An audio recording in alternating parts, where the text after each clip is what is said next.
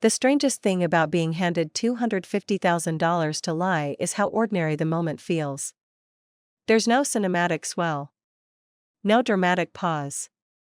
My father simply reached into the breast pocket of his anniversary dinner suit, produced a cream-colored envelope, and placed it on the tablecloth between us as if he were passing the bread. My name is Nora. I'm 38 years old, and I've spent my entire career as an estate paralegal untangling other families' financial deceptions. I tell people this sometimes at parties, as a kind of ironic credential. I know exactly what hidden trusts look like. I know the paper trail that forged signatures leave.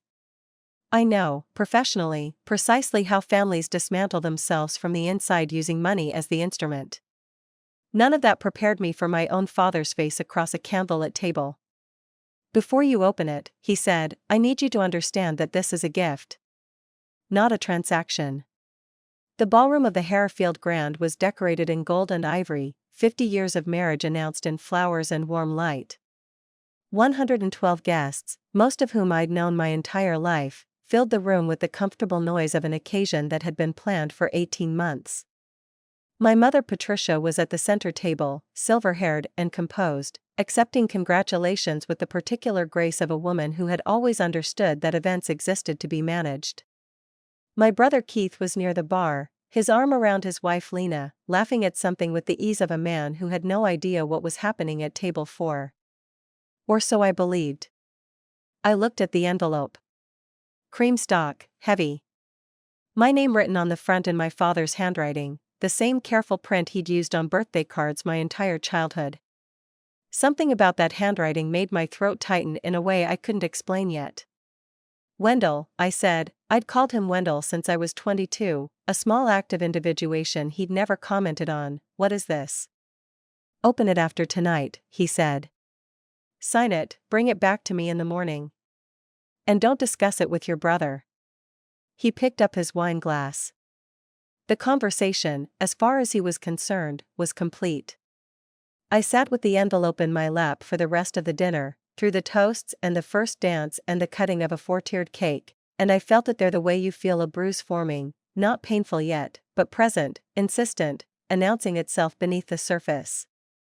I am a paralegal. I have held hundreds of legal documents. I knew, from the weight of that envelope alone, what kind of paper lived inside it. My father wanted me to sign something before I read it. And he was offering me $250,000 to do so. I put the envelope in my bag. I smiled at my parents' anniversary. I danced once, briefly, with my Uncle Roy. And I kept thinking about what Wendell had said, this is a gift, not a transaction. In 20 years of estate law, I had never once heard a transaction described that way by anyone who wasn't trying to obscure what it actually was. The night ended at 11. I drove to my childhood home. I was staying in my old room for the weekend, one of Patricia's conditions for the anniversary celebration, and I sat on the narrow bed under the same quilted cover that had been there since high school, and I opened the envelope. I read it once. Then I sat in the quiet of that room, the familiar smell of old house and my mother's lavender sachets around me, and I understood that the weekend had taken a different shape than the one I'd arrived expecting. I didn't sleep. I'd come back to Harefield for the first time in 14 months. My work kept me in Indianapolis, where I'd built a life that was organized and purposeful and largely free of the particular gravitational pull that family homes exert, the way they compress time, collapse the distance between who you are and who you were, make you 20 again without asking permission. The drive down had taken 2 hours on a Friday afternoon, through flat Indiana countryside going gold with late September. I'd listened to a podcast about ancient trade routes, which I mention only because it was later, thinking about that drive, that I noticed the irony, all that careful attention to how civilizations exchanged value across distance, while I was heading toward my own family's version of the same negotiation. Patricia had cooked the Friday night dinner herself, which she always did when the occasion mattered enough. Pot roast, the good china, candles on the dining table even for a family dinner. She moved through her kitchen with the efficiency of someone who had always understood that love is expressed through preparation. I'd watched her do this my entire life, the organized choreography of a woman who managed her household the way a conductor manages an orchestra, precisely, invisibly, and with total authority. Keith arrived an hour after me with Lena and their 2 kids, Theo, 11, and Margot, 8. I hadn't seen them since the previous Christmas. Theo had grown 4 inches and was now at the age where he watched everything with the particular attentiveness of a child who has started to understand that adults are more complicated than they appear. Margot was still entirely herself, loud, opinionated, uninterested in managing how she came across. Something shifted when Keith walked in and Wendell greeted him at the door. A warmth in my father's face that was specific to Keith, not absent when directed at me, just different. Larger. I'd been noticing this difference my entire life and had achieved, I thought, a reasonable peace with it. Keith was the firstborn, the one who'd stayed in Harefield, the one who'd built his contracting business and raised his children 10 minutes from the family house and been present for every birthday and holiday and ordinary Sunday that I'd been absent from due to geography and choice. I didn't resent it. Or I'd told myself that long enough that the telling had become the truth. At dinner, Wendell made a toast about legacy. He used that word specifically, legacy. What a man leaves behind. What endures beyond the ordinary passage of years. He looked at Keith while he said it, and then he looked at me, and I read something in his expression that I couldn't parse at the time. Not guilt, not quite. More like the look of someone who has been carrying a plan for a long time and is close enough to its execution to feel its weight. I didn't ask. I helped clear the table and drank wine with Patricia in the kitchen and listened to Margot's analysis of her 3rd-grade classroom dynamics, which was, genuinely, the most astute social commentary I heard all weekend. Looking back now, that Friday dinner toast was the first thing I should have pressed on. Legacy. He'd chosen that word for a reason. But I'd heard it as sentiment, as the natural vocabulary of a man approaching his 75th year reflecting on a long marriage. I'd let it slide past me like water. I do that. I did that. I'd spent my career identifying the exact moment a document's language shifted from protective to predatory, and I couldn't apply the same attention to my own father's dinner table speech because I wasn't looking. I was home, which meant I was operating on old software, the version of myself that trusted unconditionally, that read warmth as safety, that had never learned to audit the people who had always been there. The morning of the anniversary I'd helped Patricia with flowers and place cards. She was meticulous about seating, she'd mapped the room on graph paper, which she showed me with the quiet pride of someone who had been very good at a thing for 50 years. Wendell was in his study most of the morning.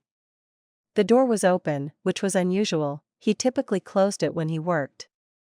I passed it twice and both times he looked up from his desk and smiled. The envelope was on his desk. I remember registering it, cream stock, centered on the blotter, and thinking it was an anniversary card someone had sent. I remember looking away from it and thinking nothing more. That was the version I told myself, the envelope was furniture. Background. Part of the scenery of a busy anniversary morning. Even now, when I think back to that moment, something catches in my chest. Because I knew. Not consciously, not articulably, but the body processes information faster than the mind, and some part of me had seen that envelope on the desk and gone quiet in a way that normal objects don't make you go quiet. I kept moving. I helped my mother with the flowers. I told myself the feeling was nothing. It wasn't nothing. The contents of the envelope were 3 pages. The first page was a cover letter, in formal language, from a Harefield attorney named Conrad Marsh. It explained that the enclosed was an amendment to the Wendell and Patricia Family Trust, established in 2001 and updated most recently in 2019. The amendment, if signed by all 3 named parties, Wendell, Patricia, and Nora, would restructure the distribution of the trust's assets upon the death of both primary holders. The second page was the amendment itself. Under its current terms, the trust divided its assets equally 3 ways, 1/3 each to Nora, Keith, and a charitable remainder that had been established in memory of Patricia's deceased sister. Under the proposed amendment, the distribution would change. Keith's share would increase to 55%. Nora's would decrease to 15%. The charitable remainder would remain unchanged at the prior allocation. The third page was a personal check, already written, made out to Nora, in the amount of $250,000. Signed by Wendell. In the memo line, in his careful print, anniversary gift. I sat with those 3 pages on my childhood bed for a long time. Let me tell you what I know professionally: a restructuring that reduces one beneficiary's share by more than half while significantly increasing another's, offered simultaneously with a cash payment framed as a gift, is a very specific kind of maneuver. It's designed to make the reduced party feel compensated, even grateful, while permanently altering their position relative to the estate.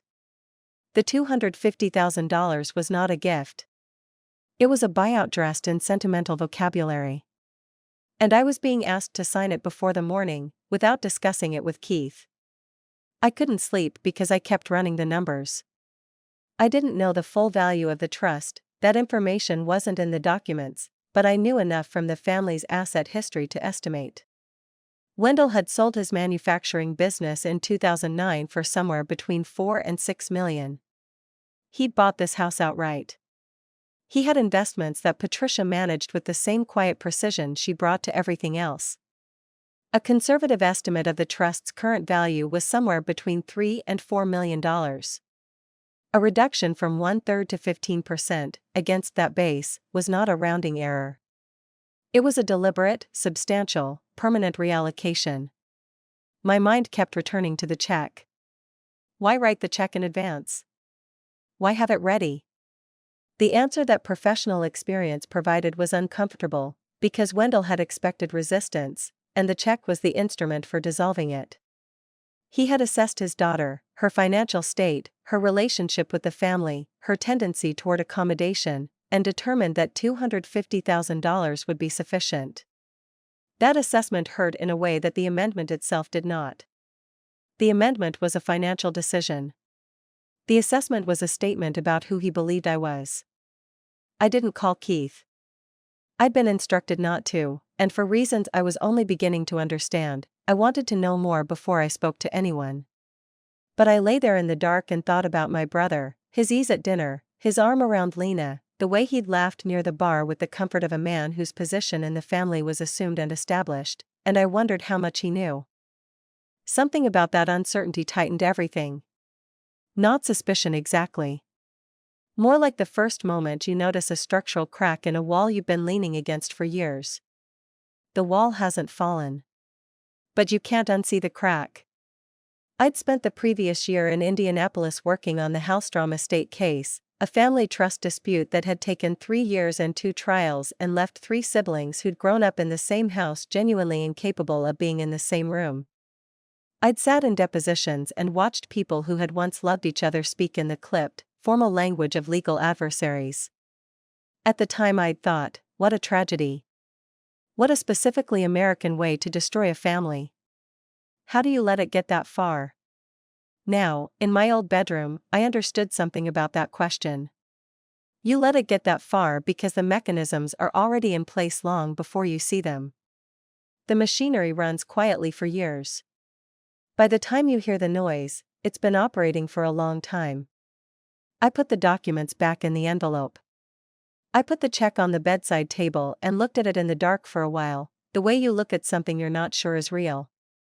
Then I turned off the light and lay there listening to the house settle around me, and I thought, in the morning, I will not sign anything. I was raised to be reasonable. This is a useful quality and also, I have come to understand, a vulnerability. Reasonable people compromise. Reasonable people absorb information and find its charitable interpretation. Reasonable people, when handed a document that disadvantages them, ask themselves, what am I missing? What context would make this make sense? I spent Sunday morning looking for the context. I came down to the kitchen at 7, before Wendell was up, before Keith and Lena arrived for the post-anniversary brunch. Patricia was already there, as Patricia was always already there, coffee made, fruit cut, the kitchen smelling of the good things she did automatically in the first hour of every day. She looked up when I came in and something moved across her face, a small tightening, quickly resolved. Not guilt. Preparation. Did you sleep? She asked. Not well, I said. I sat at the kitchen counter. She poured my coffee without asking. She knew how I took it, had known for 38 years, and for a moment we were just mother and daughter in a morning kitchen, and I thought about how much I had missed this without fully knowing I'd been missing it. The amendment, I said. Patricia set the coffee pot down. You've read it, she said. Not a question. I have. She sat down across from me. She was 72 and looked 65, the particular good health of a woman who had been careful about everything her entire life. She folded her hands on the counter the way she folded them in church, and she looked at me with an expression I recognized, the expression of someone who has a prepared speech and is deciding whether to use it. It's a complicated situation, she said. Tell me. What she told me, over the next 40 minutes, with the kitchen warming around us and the rest of the house still sleeping, was this. Keith's contracting business had been struggling since 2021. Silently, significantly struggling, debts that had accumulated through a combination of a bad commercial contract and a supply chain crisis that had hit small builders hard across Indiana. Wendell had been supporting Keith quietly for 2 years, cash transfers, a loan against the business, another against the house. The total, by Patricia's careful account, was somewhere over $400,000. None of this had been disclosed to Nora because, and here Patricia chose her words with great care, because Wendell felt that Nora had a separate life that didn't require the family's financial support, and that bringing her into Keith's difficulty would create friction that wasn't necessary. So the amendment isn't a reduction, I said, keeping my voice level. It's a retroactive accounting. In some sense, Patricia said. Your father wanted you to be compensated for the adjustment. With money that came from the same trust. She didn't answer that directly.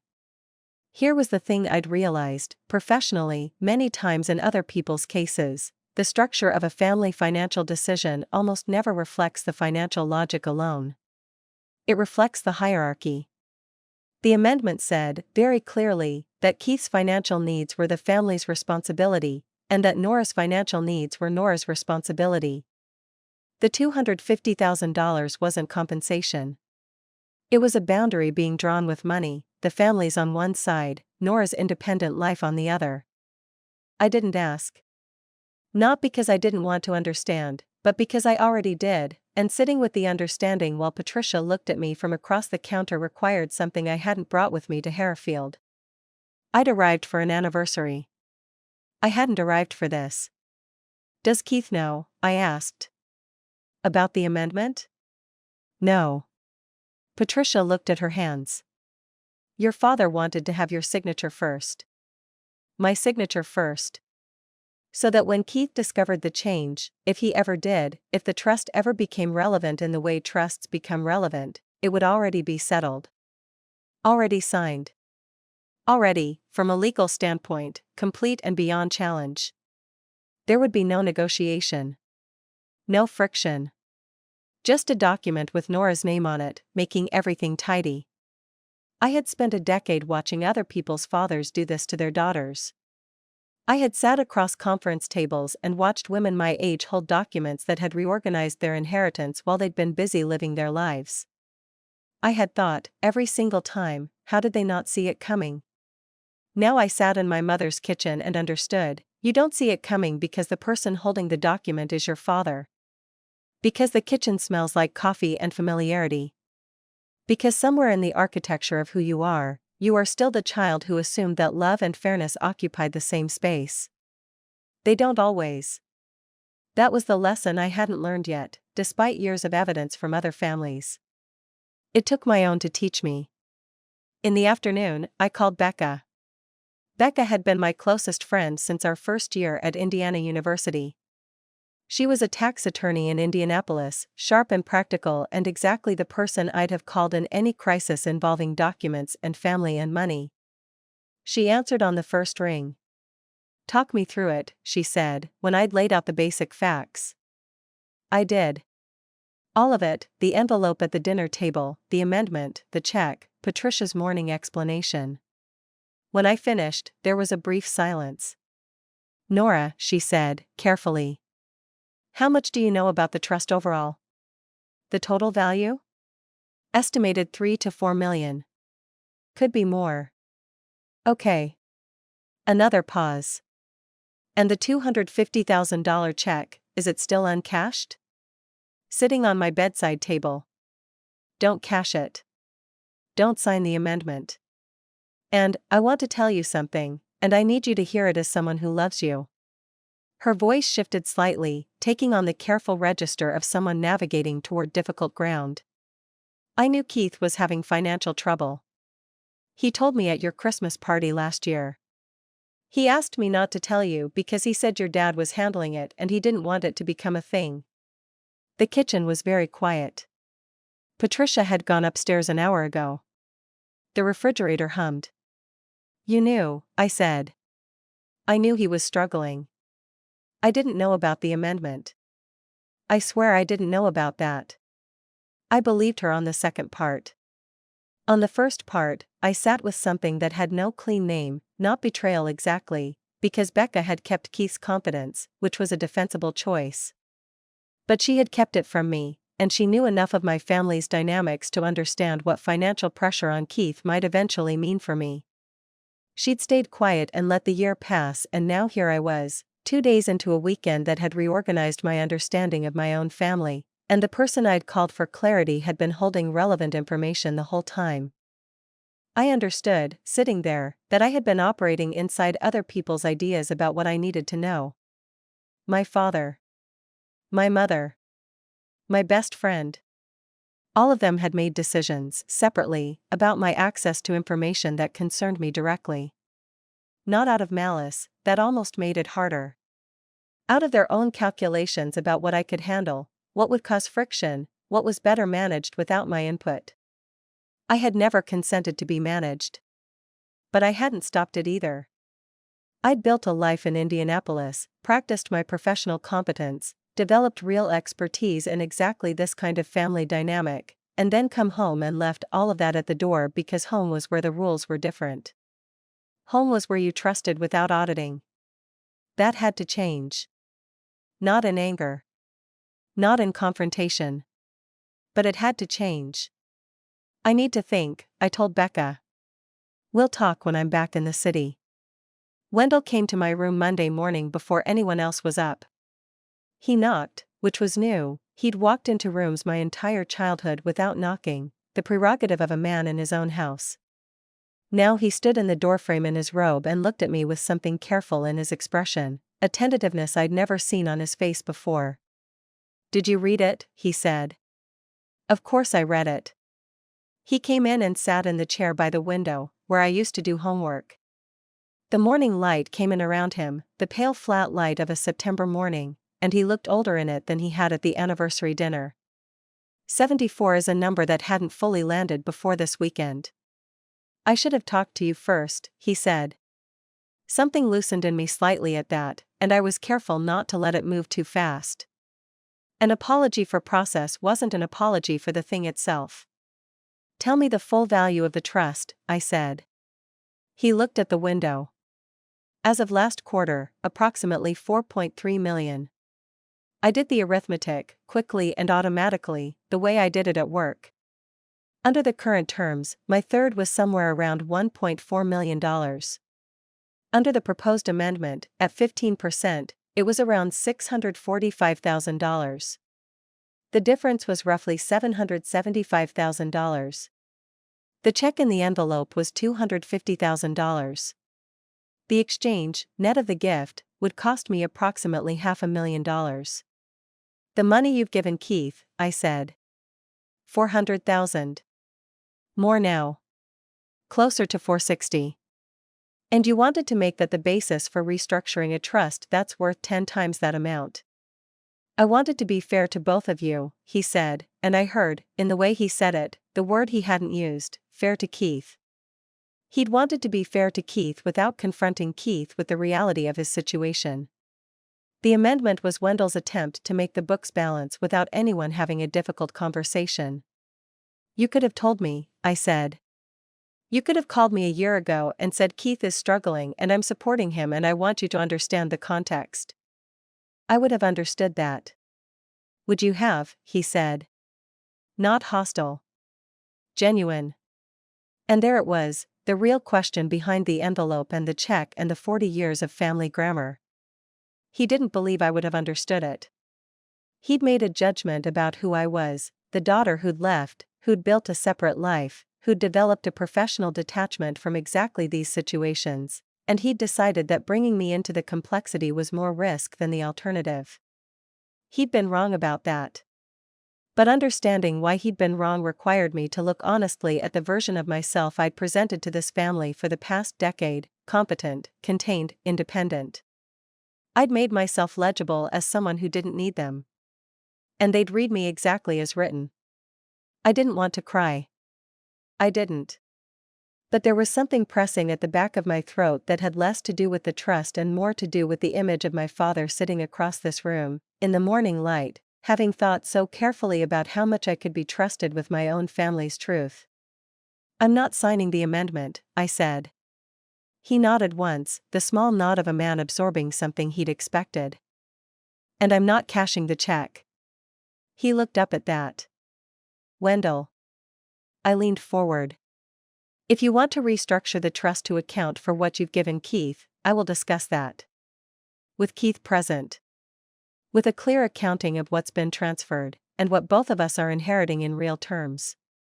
I will sit at a table and have that conversation like an adult. But I won't sign something I haven't been allowed to negotiate, and I won't take money to make it easier for everyone else." The room was quiet. Somewhere below us, I heard the muffled sound of Margot's voice. She was already up, already loud, already fully herself in a house that held its breath.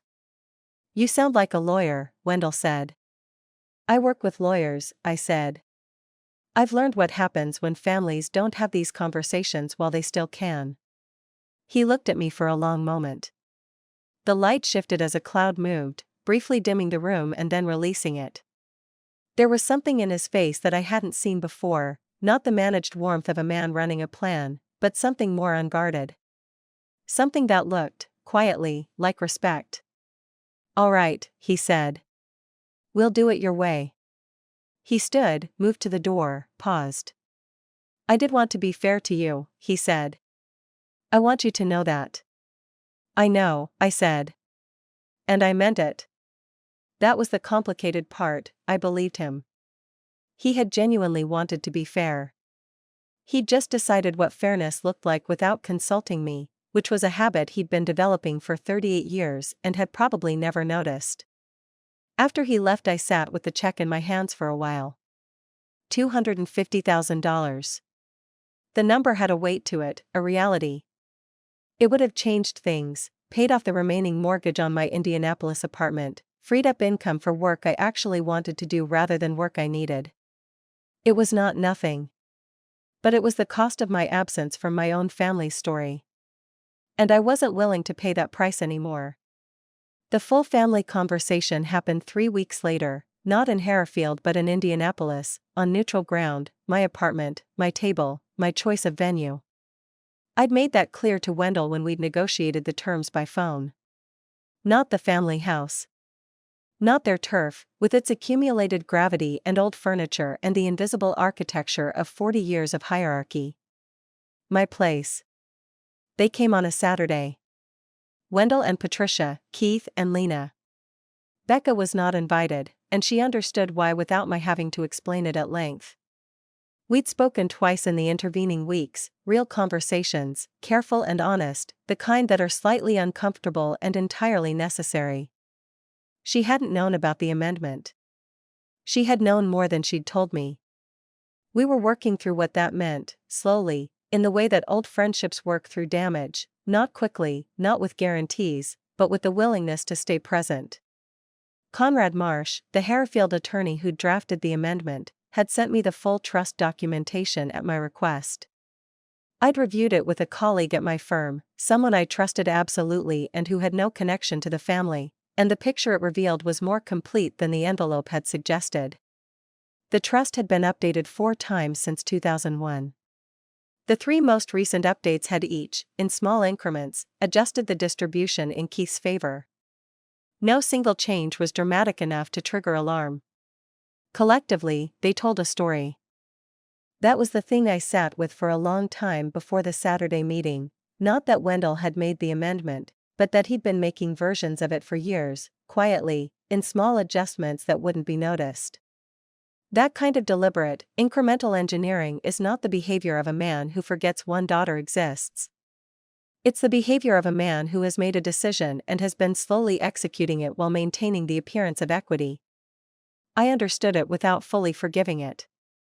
He'd loved Keith in a way that translated into action, financial support, logistical presence, the daily proximity of a father and son in the same city. He'd loved me in a way that translated into pride, in my career, my independence, my ability to function without him. Both were real. One had consequences for the trust documentation that the other didn't. Keith arrived looking uncomfortable in the way people look when they know a conversation is going to require them to hold things they'd rather not hold. He was 41 and had been carrying his business failure in the set of his shoulders for what now turned out to be 2 years. When I'd called him the week before to tell him what I'd found, not accusatorially, just factually, "This is what's in the trust history, I thought you should know," he'd been quiet for a long time. Then he'd said, "I didn't ask him to do that." "I know," I'd said. "The money, the loans, the transfers, I knew about those. He offered and I was drowning and I took them. But adjusting the trust without telling either of us, I didn't know that." I believed him. And believing him made the situation more complicated and also, somehow, more human. Wendell had made his choices privately, protecting both children from different kinds of difficulty, managing everyone's experience of the family so that the surface remained smooth. He was 74 years old and had been doing this for decades and had probably never once thought of it as deception. He thought of it as leadership. As the role of a father. That was the distinction that mattered, sitting at my kitchen table with all 4 of them around it, the afternoon light coming through my Indianapolis windows and making everything look clean and temporary at once. Wendell hadn't been trying to harm me. He'd been trying to manage a situation that his own choices had created, using the same tools he'd always used: quiet decisions, careful documents, money deployed in service of stability. The difference was that I'd finally read the documents. We talked for 3 hours. It was not easy. Keith cried once, briefly, and Patricia handed him a tissue with the practiced efficiency of a woman who had been managing her family's emotional logistics for 50 years. Wendell listened more than he spoke, which was unusual, and I noticed the quality of his listening: attentive, not defensive, the listening of a man who had agreed that this time the conversation would go differently. By the end we had reached an understanding that wasn't quite a resolution but was something more honest than what we'd had before. The amendment would be withdrawn. The trust would be reviewed by an independent estate attorney, one hired jointly, agreed upon by all 3 named beneficiaries, and rewritten to account transparently for the transfers Keith had received, with the remaining assets split equitably. The check remained uncashed and would be voided. It wasn't simple. It wouldn't be simple for a while. The machinery of a family's financial history doesn't get straightened out in an afternoon. But we'd started. And starting honestly, with all the information visible to everyone in the room, felt like a fundamentally different kind of beginning than the one Wendell had planned with a cream-colored envelope and a signed check.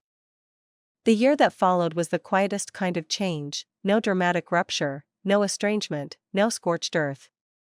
What happened was subtler and in some ways more demanding: a gradual renegotiation of who I was to this family, and who they were to me, now that the managing had stopped. I went to Harefield 4 times that year. Not for events, not for anniversaries or obligations, just to visit, on my own schedule, with my own itinerary. I took Patricia to lunch twice and had conversations with her that I'd never had before, conversations in which she spoke about her own marriage with a candor she'd never previously offered.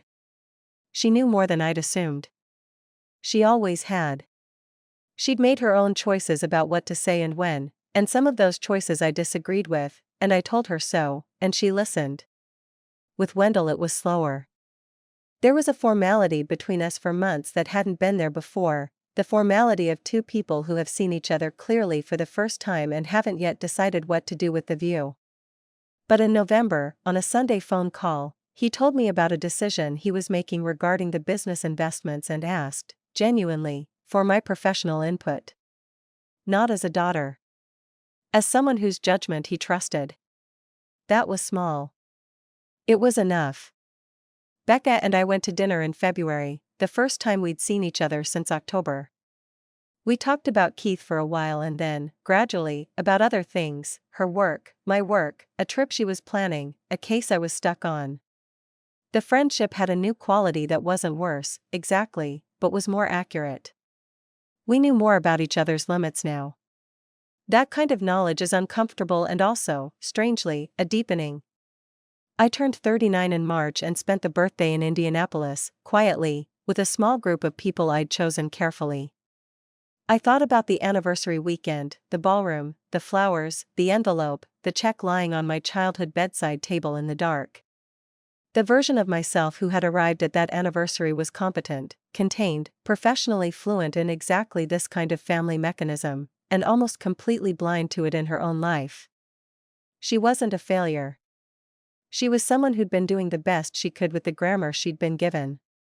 But the grammar had been incomplete, and now she had more of it. I had not rebuilt my life so much as I had, finally, decided to live in it. With full information. With the family I actually had, not the version of it I'd been handed across a candlelit table. With the knowledge that love and fairness don't automatically share a zip code, but that they can be brought closer together, if everyone is willing to have the harder conversations while there's still time. The check had been voided. The envelope was somewhere in a drawer in Harefield. I had signed nothing.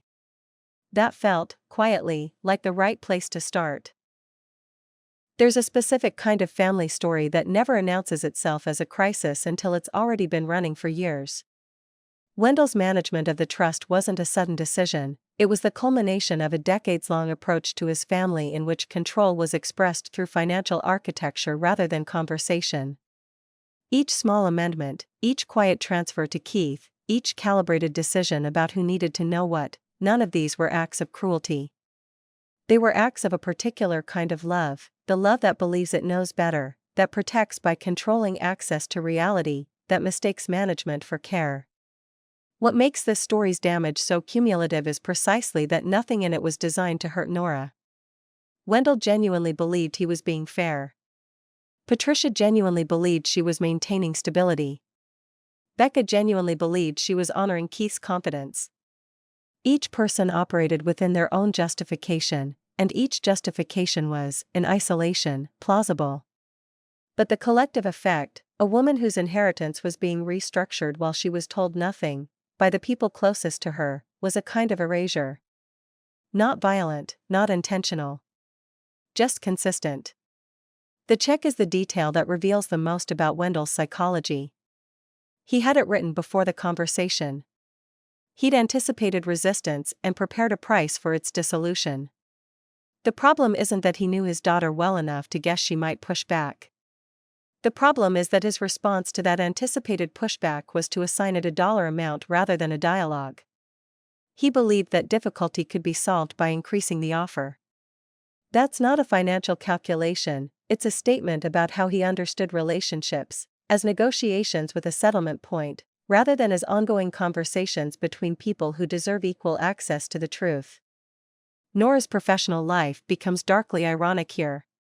She had spent a decade watching families do exactly this to each other, watching the machinery of estate documents grind through the specific emotional damage of children who discovered, too late, that their position in the family had been quietly reorganized. She knew every mechanism. She could have written the legal brief in her sleep.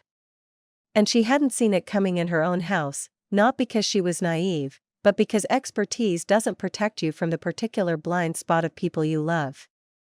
She'd left her professional self at the door when she came home, and that act of emotional generosity had cost her. What Nora ultimately reclaims, through the decision not to sign, through the Indianapolis meeting, through the slow renegotiation of the year that follows, is not primarily money. It's her right to be present in her own family's story. She'd been absent, and her absence had been read as consent. She'd built a life elsewhere, and the family had interpreted that as self-sufficiency that didn't require their transparency. Returning, physically, emotionally, informationally, broke the comfortable fiction that she could be both a member of this family and fully managed out of its most significant decisions. The unremarked strength of this story is in what doesn't happen. There's no destroyed relationship, no dramatic severance. Nora doesn't walk away. She stays and insists on a different quality of presence. That choice is harder than leaving, and its rewards are quieter, but they're real. By the November phone call when Wendell asks for her professional judgment, something has genuinely shifted. He is seeing her, and she knows it, and that moment of being seen accurately by a parent after years of being managed around is its own kind of inheritance. What I keep coming back to, thinking about this story, is the check. Already written. Already signed. Sitting in a breast pocket at an anniversary dinner, ready. Wendell had prepared it days in advance, which means he'd sat alone with the plan, the amendment, the number, the envelope, and found it reasonable. He'd looked at $250,000 and thought, that should cover it. There's something in that image that goes beyond this one family. How often do we decide, quietly and alone, what the people we love are worth? What the truth is worth? We run the calculation in private and then present the result as if it were generous. And we're genuinely surprised when the other person opens the envelope and sees not a gift, but a price tag. We don't always know we're doing it. That might be the saddest part of all.